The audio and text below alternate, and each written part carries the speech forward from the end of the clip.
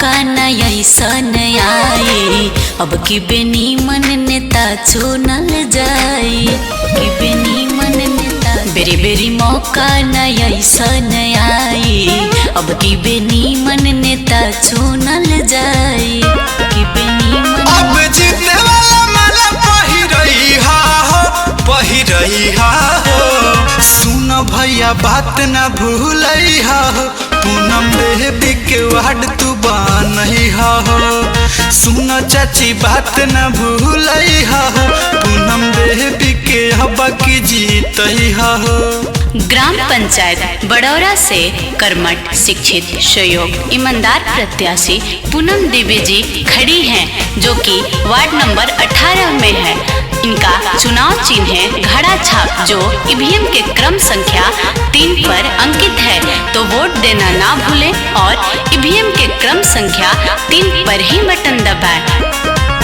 Road only गली दीहे बनवाई, बाचल बकाम जवन दीहे करवाई। बाचल बकाम जवन दीहे करवाई। नाला सड़क कोने कोने बनवाई है, दीदी केहू के निराश नहीं करी है। अब की विजय के झंडा लहराई हा हो, लहराई हा हो।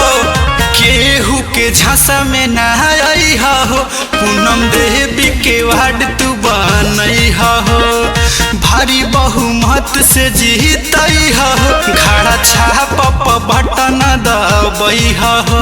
न भूले के बा न भुलाए के बा, जे भूलता ओकरो के याद दिलाए के बा कि घड़ा छाप पर ही बटन दबावे के बा और भारी से भारी मतों से पूनम देवी के ही वोट दे के विजयी बनावे के बा और वार्ड नंबर 18 से पूनम देवी के ही जितावे के बा। पूनम देवी जिंदाबाद जिंदाबाद जिंदाबाद। विश्वास पूरा होई विकास हो, पूनम देवी से बना के हो खास हो। पूनम देवी से सुना घड़ा छाप बटन दबाई हा, पूनम देवी के विजयी बनई हा। वार्ड 18 के त चमकई है हो, चमकई है हो। सुन भौजी बात न भूलई हा हो, पूनम देवी के वार्ड तू बनई हा हो। घड़ा छाप बटन दबाई हा हो, पूनम देवी के वार्ड तू बनई हा हो।